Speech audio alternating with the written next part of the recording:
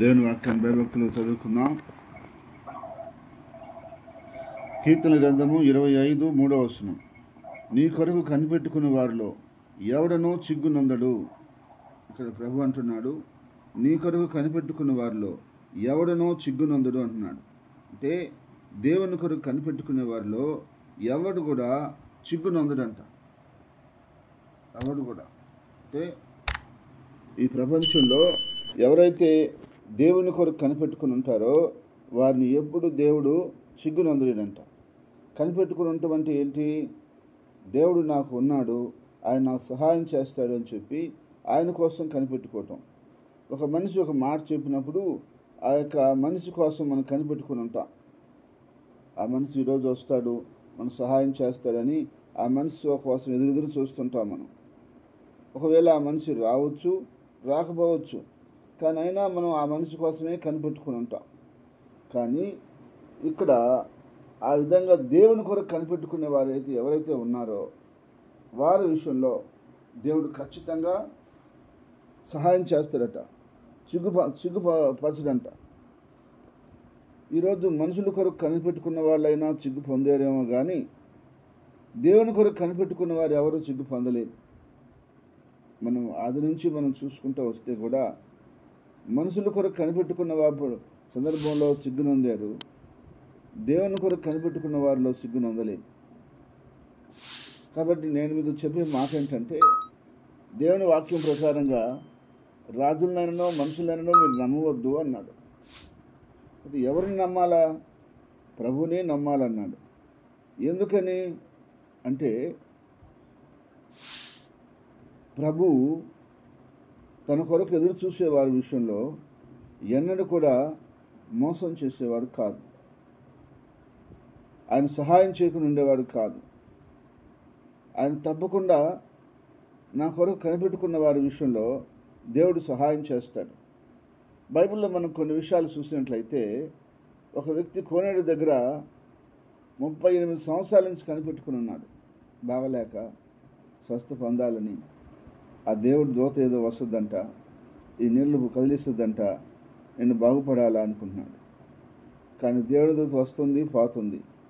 ఆయన నదిలోకి ఆ యొక్క కోనేటిలోకి తీసుకుపోయే నానవుడు లేడు, కానీ కనిపెట్టుకుని ఉన్నాడు. ఒకరోజు యేసయ్య వచ్చాడు, ఏమయ్యా నువ్వు స్వస్థ పొందుతావా అన్నాడు. అవునాయన, దానికోసం ఉన్నానయ్యా అంటే, సరేలే నీ పాపాలు క్షమించబడ్డాయి, నీకు కోనేరు అవసరం లేదు, నీళ్ళు అవసరం లేదు, నేను కోనేటిలోకి తీసుకుపోవాల్సిన అవసరం లేదు, లేచి నడువు అన్నాడు. అంతే, వెంటనే పరుగెత్తుకొని పరిగెత్తినాడు. ఆ విధంగా మనం చెప్పాలని చాలా విషయాలు ఉన్నాయి. దేవుని కొరకు కనిపెట్టుకున్న వారిని దేవుడు తప్పకుండా దర్శించాడు, దేవుడు తప్పకుండా వారికి విడుదలిచ్చాడు, వారికి సహాయం చేశాడు. ఒక విధవరాలు ఉంది సునేమి పట్టణంలో. ఆమె 3 సంవత్సరాలు కరువు వస్తే ఎవరింటికి పోకుండా తన కాడనే తింటా తన బిడ్డ కాలం గడుపుతున్నారు. ఈరోజుతో వాళ్ళకున్న ఆహారం అయిపోతూ ఉంది. అప్పుడు దేవుడు ఏలియాని వాళ్ళ ఇంటికి పంపిస్తాడు. ఆయన వచ్చి అడుగుతాడు, అమ్మ నీళ్ళు ఇస్తావా అన్నాడు. ఇస్తానండి, నీళ్ళు ఇస్తాను అనింది. అమ్మ నీళ్ళకి పోతున్నావు కదా, ఆ చేత్తోనే ఒక రొట్టె ఎత్తుకొస్తావా నాకు అన్నాడు. అయ్య బాబు, అయ్యా అడక్క అడిగావు, అయ్యా నువ్వు చూస్తే దైవజనులాగా ఉండవు, అయ్యా మా ఇంటికి వచ్చినావు, కానీ నీకు పెట్టాలా, కానీ మాకు అది ఏం లేదయ్యా, ఎడ చేయాలా అని. అట్ట కాదమ్మా, చిన్న అప్పం నాకు ముందు చేసి తర్వాత నువ్వు నీ బిడ్డ చేసుకుందురులే అన్నాడు. సరేనయ్యా దైవజనుడా, నీ మాట వింటాను అని పోయి చిన్న అప్పం చేసుకొని వచ్చి ఆయనకి ఇచ్చింది. ఆయన తినేసాడు, ప్రార్థన చేశాడు, ఆశీర్వదించాడు. మళ్ళా పిండి నూనె కాడికి పోతే పిండి నూనె అట్టే ఉంది. మళ్ళా దాన్ని తనకు తన బిడ్డకి రొట్టెలు చేసుకున్న తర్వాత మరి 2వ రోజు పోతే అట్టే ఉంది. రోజు అట్టే ఉంటుంది, అయిపోవటం లేదు. ఎందుకంటే ఆమె దేవుని కొరకు కనిపెట్టుకున్న బిడ్డ. దేవుడు ఆమె కొరకే ఆయన్ని పంపించాడు. ఆయన ద్వారా ప్రార్థన చేయించి దాన్ని ఆశీర్వదించాడు. భూమి మీద వర్షం పడే వరకు ఆ పిండి అయిపోలేదు, ఆ నూనె అయిపోలేదు. అంటే విధవరాలైనా లేకుంటే ఒక బాగలేని వ్యక్తి అయినా లేకపోతే ఇంకొక వ్యక్తి అయినా దేవుని కొరకు కనిపెట్టుకుని ఉంటే వారు ఎన్నడూ కూడా చిగ్గునందరూ. ఖచ్చితంగా దేవుడు వాళ్ళు సహాయం చేస్తాడు. కాబట్టి నా ప్రియ సహోదరి సహోదరుడా, ఈరోజు నువ్వు దేవుని కొరకు కనిపెట్టుకుని ఉన్నావా? దేవుని కొరకు కనిపెట్టుకున్నట్లయితే నిన్ను కూడా దేవుడు చిగ్గుపరచుడు. తప్పకుండా ఒక దినం నీ దినం వస్తుంది. ఆ దినమున దేవుడు నీకు ఏం చేయాలో అది చేసి ఆయన మహిమ పొందుతాడు. కాబట్టి ఆ రీతిగా నీ జీవితంలో ప్రభు త్వరలో జరిగించునుగాక. ఆమేన్. స్తోత్రం తండ్రి, పరిశుద్ధుడా, నీ స్తుతులు స్తోత్రాలు చెల్లిస్తున్నాం నాయన. యేసు ప్రభువా, నీకు వందనాలు ప్రభువా. అయ్యా, నీ కృతజ్ఞతలు చెల్లిస్తున్నాం తండ్రి. యేసు ప్రభువా, అయ్యా, నీ కొరకు కనిపెట్టుకున్న వారు ఎప్పుడు కూడా చిగ్గునందురని చెప్పారు. అవును ప్రభువా, మనుషుల కొరకు మేము కనిపెట్టుకుంటాం, రాజుల కొరకు మేము కనిపెట్టుకుంటాం. వాళ్ళు ఏమో చేస్తారని మేము ఆశపడతాం, కానీ వాళ్ళు చేస్తారో చేయరో మాకు కూడా తెలియదు. కానీ నీకు మాత్రము స్పష్టంగా తెలుసు. అందుకే నీవు చెప్పావు, నువ్వు రాజుల్ని నమ్మవద్దు, మనుషుల్ని ఆశ్రయించవద్దు, నన్ను ఆశ్రయించు, నన్ను నమ్ము, నా కొరకు ఎదురు చూడు, నేను నీకు సహాయం చేస్తానని చెప్పావు. నేను ఆ దిశగా నీ ప్రజలందరూ నీ కొరకు ఎదురు చూస్తూ ఉండగా, అయ్యా, నీ కొరకు కనిపెట్టుకుని ఉండగా, నీ నామంలో ప్రతి బిడ్డకు ఏం కావాలో, ఏం అవసరమో, అయ్యా, నువ్వు ఎరిగిన దేవుడు కనుక, నీకు ప్రార్థన చేసి ఉన్నారు కనుక నిశ్చయముగా సహాయం చేయమని ప్రార్థిస్తున్నాను. నిశ్చయముగా కార్యాలు చేయమని ప్రార్థిస్తున్నాను. ఆరోగ్య విషయంలో తండ్రి సంపూర్ణమైనటువంటి ఆరోగ్యాన్ని కలుగచేయండి. ఆర్థిక విషయంలో సంపూర్ణంగా తండ్రి నీ ప్రజలకు కావాల్సిన అక్కర అవసరాలు తీర్చండి. ఆర్థికంగా సాలక ఇబ్బందులు పడుతూ, తంటాలు పడుతూ, బాధపడుతున్న పరిస్థితులు ఉన్నాయి. అయ్యా, నువ్వే సమృద్ధినిచ్చి ఆశీర్వదించమని ప్రార్థిస్తున్నాను.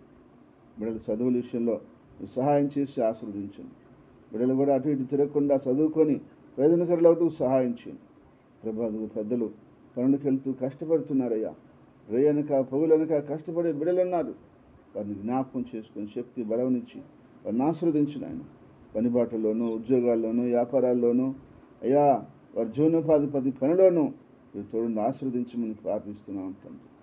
నాదా, నీ కృప చేత, నీ కనికరం చేత, నీ సహాయం చేత ప్రతి బిడ్డకుని, ప్రతి కుటుంబానికి యేసు ప్రభువా, నాయకుడా, యజమానుడా, తండ్రి, దేవాతి దేవా, నీ స్తుతులు చెల్లిస్తున్నాం, నీ స్తోత్రం చెల్లిస్తున్నాం.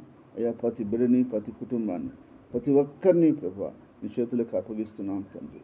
నా దేవా, ఆత్మీయ జీవితంలో నీ బిడ్డలు ఏమాత్రం వెనకబడకుండా, ఏమాత్రం వెనుతీయకుండా నీకు అభిషేకం చేత బలపరిచి, నడిపించి, ఆశీర్వదించి వర్ధల చేయమని ప్రార్థిస్తున్నాను. నీ బలమైన కార్యములు ప్రభువా మీ నామలో జరిగించమని ప్రార్థిస్తున్నాను. అయ్యా, మీరు సహాయం చేయమని ప్రార్థిస్తున్నాను. నీ ఆత్మ చేత, నీ శక్తి చేత, నీ బలం చేత నడిపించమని ప్రార్థిస్తున్నాను. రాజాతి రాజా, నా తండ్రి, నీ చేతులకే మనం అప్పగించుకుంటున్నాం తండ్రి. నీ చేతులకి మనం సమర్పించుకుంటున్నాం తండ్రి. అయ్యా, ప్రతి బిడ్డని, ప్రతి కుటుంబానికి అప్పగిస్తున్నాం.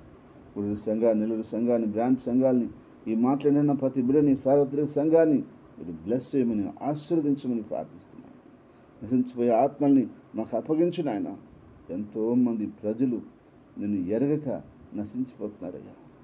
వారందరినీ కూడా మీరు అప్పగించమని, కార్యం చేయమని, నీ నామాన్ని మహిమపరచమని ప్రార్థిస్తున్నాను. నీ ఆత్మ ద్వారా ఒక బలమైన క్రియ జరిగించమని ప్రార్థిస్తున్నాను.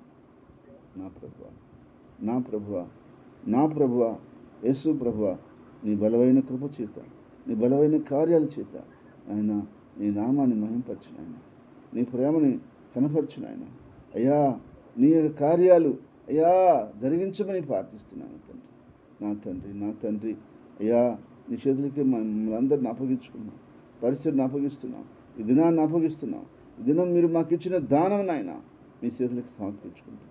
మీరే మీ చిత్తాన్ని జరిగిస్తూ, మీ నామాన్ని మహిమపరుస్తూ, సమస్త విషయాలలో నీకు అనుకూలంగా నడుచుకుంటూ, నిన్ను సంతోషపరుస్తూ, నీ కృపను, నీ సంతోషాన్ని, నీ సమాధానాన్ని, నీ ఆశీర్వాదాన్ని, నీ మేలును, దీవెను మేము అనుభవించుటకు నువ్వు సహాయం చేయమని అన్ని విధాలుగా ఆశీర్వదించి వదిలి చేయమని, ఈ దినం పుట్టినరోజు వివాహం జరుపుకున్న బిడ్డలను దీవించమని యేసుక్రీస్తు నామములో ప్రార్థిస్తున్నాను తండ్రి. ఆమేన్.